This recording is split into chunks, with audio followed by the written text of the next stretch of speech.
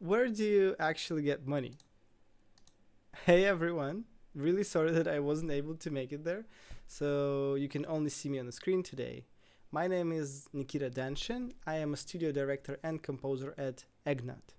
We are making games since 2017 and released a series of noir adventures called Tales Noir. You can find me on Die Twitter, Blue Sky, LinkedIn, with a name tag of Danshin was taken. Why do I make this presentation today?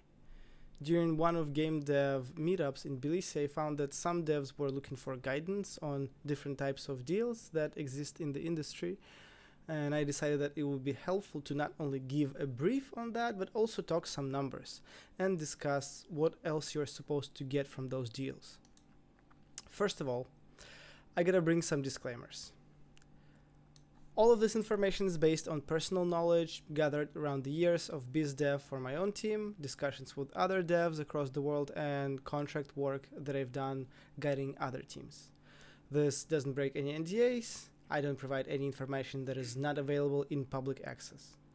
You can trust me or ask me to go to hell. I don't care. This is what I know, use, and see being used by others. Disclaimer number two, it depends. All of this info is general. All publishers, funds, and more importantly, games are different. There are different times when different trends appear, starting from preferable game style, integration platform, and finishing with current economic climate, industry changes, and world shenanigans. All of that can change the deal, what you're given, and what is being taken from you. If someone tells you they have an actual knowledge of how this is done, they are lying. Finally, number three, it got harder. Sorry, it is what it is. All of games and investors got less bullish. Publishers look for games that are not only have demos, but have built communities. Everyone we speak to, investors, company founders, publishers, developers, all are saying that this year is very tough. Cost of money is so much more expensive. No more Embracer Group investing in buying sprees, as well as no more publisher signing a paper pitch with no prototype. Let's get to it. So, where do we usually look for money to fund our projects? We have a standard game publisher. We can look for a game fund. We can try to go crowdfunding. We can find a platform or IP deal. We can search for some government incentives and also chat with venture capitalists. There are also corporate or personal bank loans, family friend loans, and funding from your own pocket, and these tend to be much cheaper. However, today we're only talking at money that is not yours and is not attached to your credit card. Publishers. Let's start with basic sizes and what actually is out there. We have our small pubs with budgets ending around 500k USD. In our case, this is usually a small indie publisher who specifically targets indie releases or simply a brand new team that doesn't have much publishing budget to go higher. Next, with budgets up to 1 to 2 million USDs, we have big indie publishers, some well-known, old money pubs that's been in the industry for a long time, or even some AAA pubs looking to pick up smaller projects. With large-scale publishers, well, their budgets go up to the sky, and we don't really have much reasons to talk about this at this particular event.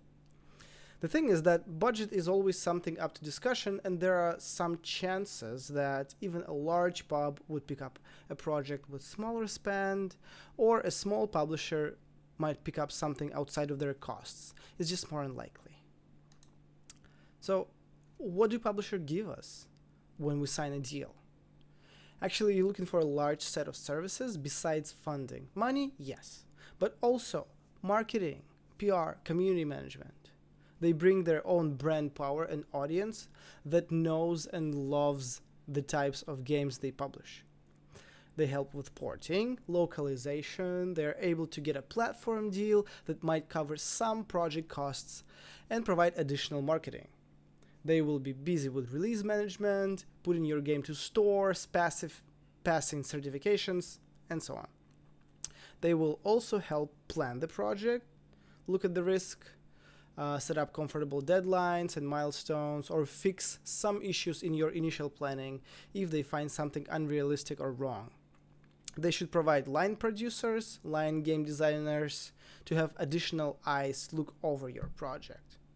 So there are a lot of things that make projects successful, as you see. So what do you pay with?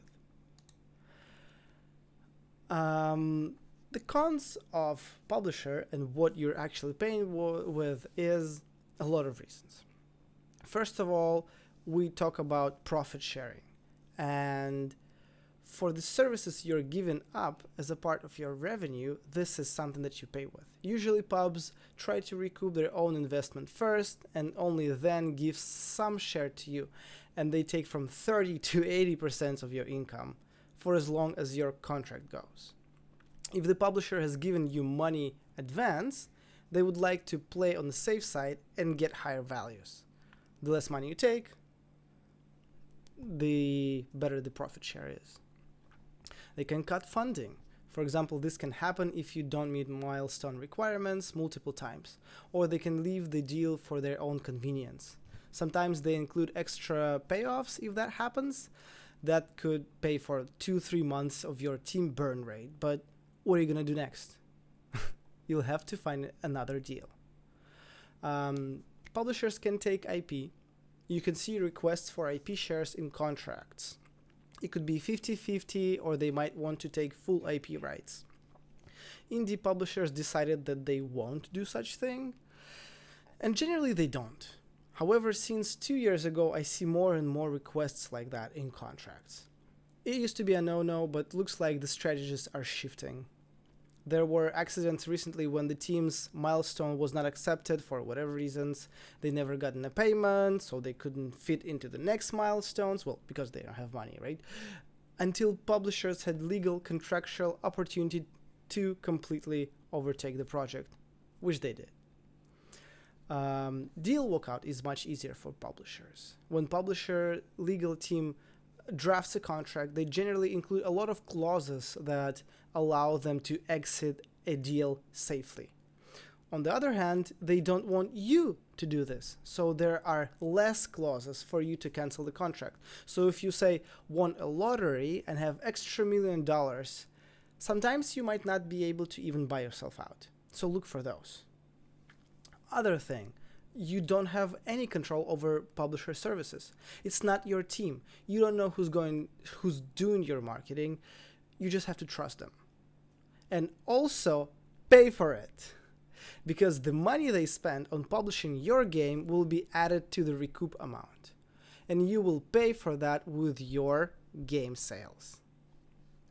Publishers are not affected by poor release. They have a bunch of other games coming up. You are, however, only relying on your one project. Publishers can and likely will influence the project. You want to be an artist? Get used to the other people looking into your game features and tell you what to do. They do have more cumulative experience as a team, so it's in pub's interest to guide you. And some of them do more control, some do close to none, but it still happens. Next thing is that there is no 100% guarantee to turn your project to profit or even amplify sales when you go with a publisher. And also publishers have a footprint.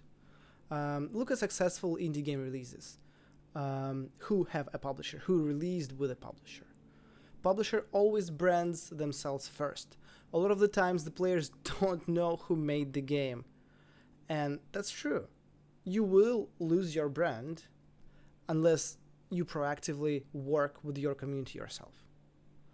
Also, don't mess with your publisher. Everybody knows everybody. It's a very small industry, and that can definitely affect your future business.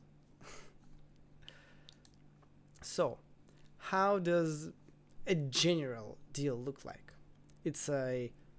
For example, if it's a 30K budget, you might have a 50-50% of income. Your publisher recoups first. It's a perpetual contract, so it's forever. And they might also take rights of first refusal on all the future developments of this IP. So if you decide to release a sequel to your game, you would have to bring it to them first. So how would a good deal look like? What do you actually need to ask for? Same example, developer gets a 300k advance from the publisher to spend developing the game. The advance is paid out in pieces as the developer meets milestones set by publisher. For example, a milestone might be the completion of an alpha build. Ideally, the developer has negotiated to make sure that the milestones are clearly worded. When the game is ready to release, the publisher sets the game's price, but the developer has a say in how soon it can be discounted or bundled, because that takes away value from your brand. While the publisher is recouping the 300k advance, 60% of the game revenue goes to the publisher and 40% to the game developer. You have to eat something once the game is out, right? After the advance has been recouped, the revenue sharing swaps. 60% goes to the developer and 40% to the publisher. A good point would be to make the developer retain ownership of the game's intellectual property, IP, so the copyrights and trademarks. And also make an agreement, the publishing agreement, last less than 10 years. 6.5, 7, that's good enough. That would be perfect. Publishers still have a lot of safety and resources, and they will be fine, trust me. They can claim otherwise and say that these conditions are impossible. They can give you a bad deal and say that this is their standard deal. And this happens all the time. So find a good industry lawyer, even if you're a solo dev, and then negotiate. Let's talk about funds. Beautiful. So I found about 3 different types of funds in the industry. We have special funds, which are technology-based, representation-based, or others. We have government funds. Those are usually smaller, and you have to be a resident or a citizen of a specific country. And then we have something that I've called commercial funds. They could be either created by a bigger corporation or just a collection of angel indie dev investors who made some money making games and decided to make a fund to help others. So what's so good about them? They have better profit shares. I've never seen a fund asking more than 35% for their services because they're a fund. And also almost always you get some money before the first recoup is done. Then it's your brand. You release and publish the game yourself, so no one will put their logo on your game instead of you. They have connections, so they might help you save a platform deal or help you find a porting team. Usually it's lump sums, so they don't have time looking over your milestones and checking if you have passed them. Usually you would just get a large sum up front, and it's up to you to spend it right. They got no influence on your project. They don't care. They already signed it. They know what you're going to be doing. They approved it. They don't have a desire to leave. Funds usually work as money allocation structures. Once they decided to give you the money, they generally just do it. And they are less affected by market distractions. So less market distractions can change that fact. You also might get a pub if you want. If you don't believe in yourself, for example, you can try to look for some assistance. However, not every fund likes that kind of behavior, and one of the criteria could be only self-publishing. But also, the cool thing is that they will not bind you to them. Almost all publisher deals have additional clauses of rights of first refusal for future projects, whether it's this IP or any other IP. Funds don't do that. On the other hand, you won't get that much support. You find and manage your own localization, porting, marketing, and everything else. Some funds have special conditions, like your team have to be 50% located in one country, or you have to be talking about very specific topic in your narrative. There are also just not enough funds. They are more preferable for a developer if you can handle it. So the competition for an allocated budget of one or another fund is just extremely high. I won't be looking into an example of a fund deal because they are very unique to my taste, but I hope you got the gist. I'll also be happy to answer any questions later. What else? Well, crowdfunding. Crowdfunding is kind of dead, for computer games at least. There are very few platforms that you could use. And there is also not much traction these days. If you look at historical data, for example, for Kickstarter, you'll see that multiple computer games were achieving 50K plus as their main goal before 2017. A lot of industry outliers and major brands made that number, and that interest was helpful for other smaller titles too. So how does the medium KS goal look like right now? The median stays around 10 to 15K. Why that happened? Well, simple estimations say that 50 to 70% of computer games die in early stages of pre-production. People just don't trust their money anymore. So many things can go wrong, and crowdfunding platforms don't give any guarantees to the backers. There are a lot of games, and maybe something that was already released can satisfy your fantasies. Mind you, it's also a lot of marketing and community work, specifically for the crowdfunding campaign. The time that you might be spending on your game, or just working and expanding your community. However, crowdfunding platforms don't charge that much. It varies from 2.5 to 5% from what we've seen in the industry. However, you get charged the different way. Backers want their merch made and shipped. You need to make updates to them and provide some special materials. Obviously, you don't have to, but it is your brand power, right? The other thing is platform deals. Couple of last years, large platforms were giving out money for exclusivity deals. You would release your game only on their platform for a limited time, get some money out of it.